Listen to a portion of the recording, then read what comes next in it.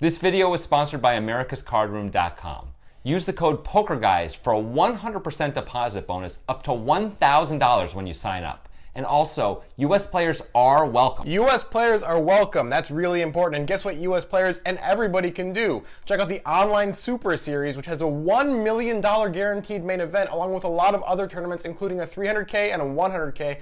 Get on ACR, use the code POKERGUYS, and just get to that poker.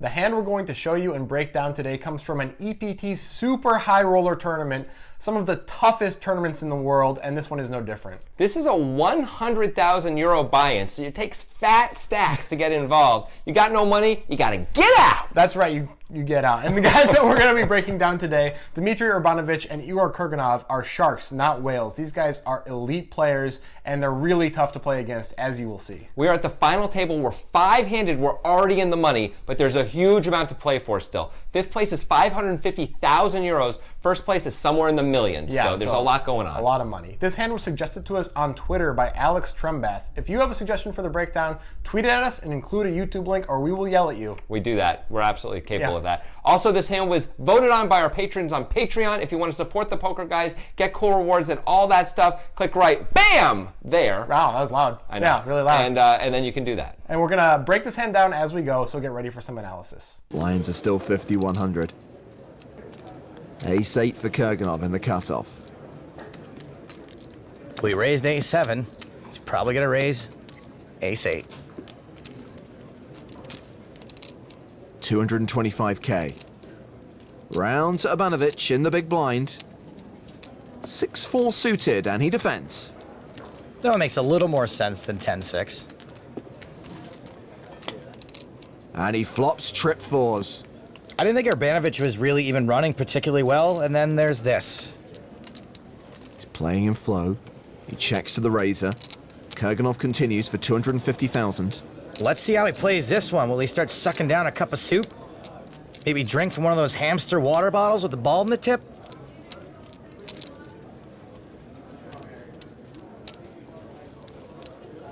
Again with the aggression, a check raise to 655,000. Igor, buddy, you've got ace, okay. He's called with less than 1% equity. Before we all go crazy saying that Igor Kurganov is making a huge mistake here, I want to remind everybody that at this point in this tournament, Dmitry Urbanovich has the image of a madman. He's been check raising a ton of flops, so this isn't quite as bad as it looks on its surface. We really think that Igor would be either betting to call the check raise or just checking back a hand like Ace-8, which can show down, can hero turn in river bets, but isn't going to love it if it goes bet, call, probably. Right, it's not a great spot, obviously, and usually you would think if you're Igor, you just want to check back because you have showdown value and you don't want to get check raised by the maniac. But because Igor's usually ahead, the maniac is sometimes just going to fold, and we can hero against the maniac sometimes, it's okay to bet, but we have to have the plan to call if we get check raised, or else it was weird to bet, we should have just checked back. This is called High Roller Nightmare, and the reason why is when the super crazy aggressive guy who's been check raising flops like this all day long slams this flop and you've got a showdownable hand, you're in a really tough spot. It's hard just to bet fold, although you could do it against most other opponents. Right. Not against this one. Not against this guy, which is what is making it so hard to play against Urbanovich throughout this final table. Of course, this is a nightmare for Kurganov because Urbanovich has very near the top of his range, but Urbanovich has a lot of bluffs in his range, including probably stuff just like Queen 10 of diamonds, just random bluffs, along with all of the semi-bluffs, the straight draws, the flush draws that you would expect. Yeah, indeed. There's a lot of bluffs there. There's really not too much value that we'd expect Urbanovich to actually be check raising either. Trip fours and better like he has, yes, but we don't think he'd check raise a hand like Ace-5 here or anything like that. It doesn't seem very likely. So like the only real strong value Urbanovich can really have here, unless he somehow slow played aces, kings, or queens pre-flop, would be a hand like this, trip fours. Right, we see no problem with calling the check raise. You could argue to just check back and not put yourself in this spot. Yes. And it will get subsequently more difficult to play as the hand goes, obviously. But Igor's okay with that. He likes reading people. Well, that's a full house for Urbanovich. And he took the betting lead on the flop. So he will fire on the turn by the looks of things. Oh boy.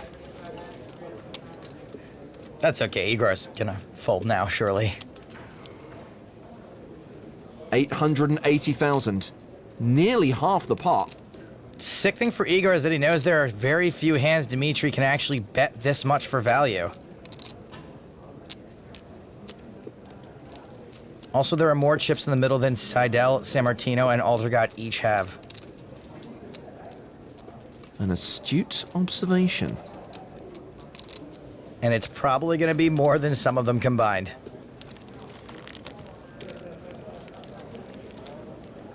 Well, Kurganov has counted out the call. And once again, he calls with just ace high. You heard of The Walking Dead? Igor Kurganov is the calling dead. Ugh, and he pairs his ace on the river. Dmitry running well isn't nearly as important as his opponent's running worse. Another terrible, good-looking card for his opponent. 3.6 million in the middle.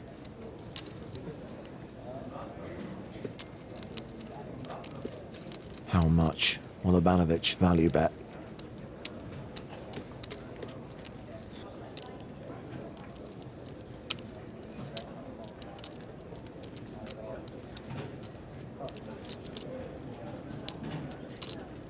He could certainly go for all of it if he wanted to.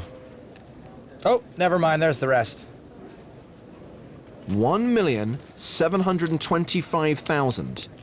That's half his remaining stack. It's a sizable bet. No coffee right now? Nothing to hide, huh? Wow, Igor's a smart dude. Maybe he gets away from this.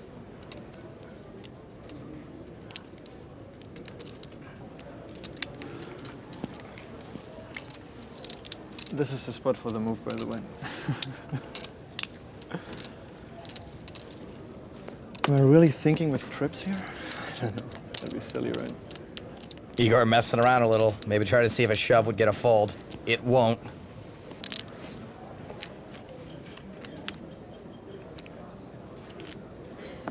Kurganov does not get away from it. He calls. Paid off. Paid off like a Swiss soccer official. Well, that pot got kind of out of control for Igor. This is not the spot that he wanted to be in, and you can kind of trace it all back to the turn. Like we said on the flop, we felt like Igor was obligated to call the check raise based on a lot of reasons. But now on the turn, this might be a card to fold on. The thing is, when Urbanovich is check raising the flop with bluffs, semi-bluffs specifically, a lot of them, this 6 really improves, right? All straight draws of any kind either make a straight like deuce 3 or 7-8, or improve to top pair, right? Like deuce 6 or 6-8 or something like that. Or 3-6 or 6-7. There's a lot of them. There's really, really a lot of them. So this completes a lot of the semi-bluffs. Now the only semi-bluffs left are clubs, which is not really enough to warrant a call, especially considering we're still going to lose to those hands a fair amount of the time. Also, when we call the turn, we're sort of deciding we may have to call a lot of big bets on the river, right? We can get away here on the turn, especially when the 6 hits and we're often behind now, and not have to worry about paying a big bet on the river. But we think Kurganov is doing something very particular here. We think he is the master of reading tells, or one of them anyway. We think he believes he can read Dmitry perfectly, and so on the river make the right decision. Right. Along with that, he has to believe that Dmitry still has some crazy pure bluffs, like the queen 10 of diamonds of the world in his range, or else this call just can't be profitable over time. So the gameplay on the turn is a little suspect from Igor, but we understand Dmitry's a crazy guy. He's trying to put himself in a hero spot.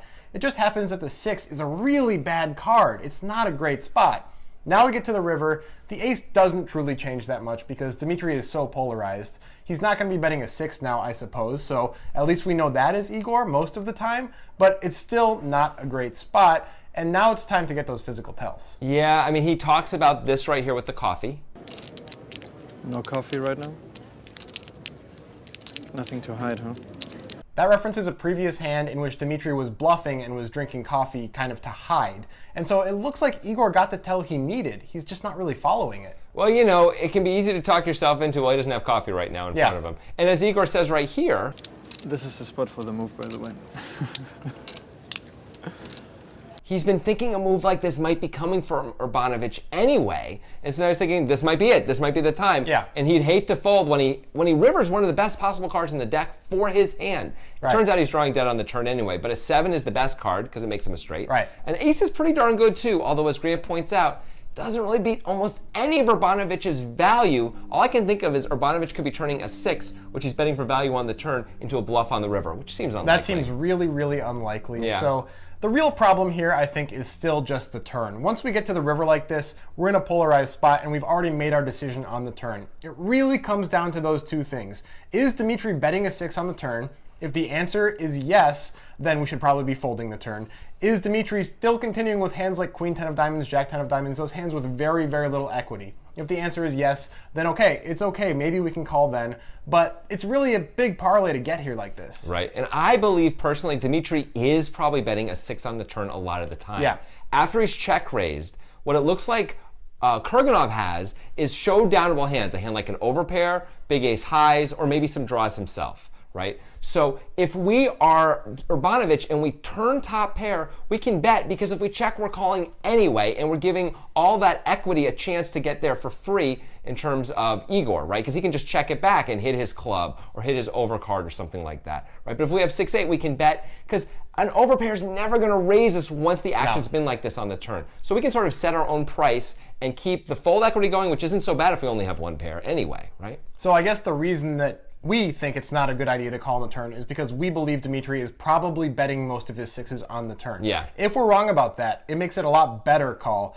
Also, though, he still has to have the complete air, which we're also not sure about. Right, but if he doesn't have complete air in his range, that's a problem. And if he is betting his 6s like we think he probably is, that's a problem too. Right. In the end, Igor made the wrong read, which is rare because he is a very good reader of people. We've seen it before on the breakdown. He's still an excellent, excellent player. And just look at how he's reading Urbanovich. It's terrifying. I don't want to play against him. He just ended up making the wrong decision this time. I mean, this is one of those terrifying reads like Negreanu used to make, right? Where he's like, don't you have the straight flush here? I call. Yeah. You know? So yeah, it's fair not enough. It's not good enough, though, and this is important in poker, to make the right read and make the wrong play. We have to put both together to really have something going. Absolutely.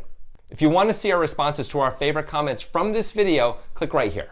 If you guys want to see some more physical tells and verbal tells, and we know you guys do, check out our playlist of hands featuring physical and verbal tells by clicking up here. Yep, it's awesome. So many good hands, so many interesting things. Check it out for sure. Also, if you want to hear us go much more in depth into the thought process of the different players and what we think about the decisions they're making, check out our podcast, also called The Breakdown. Right, and subscribe to this channel.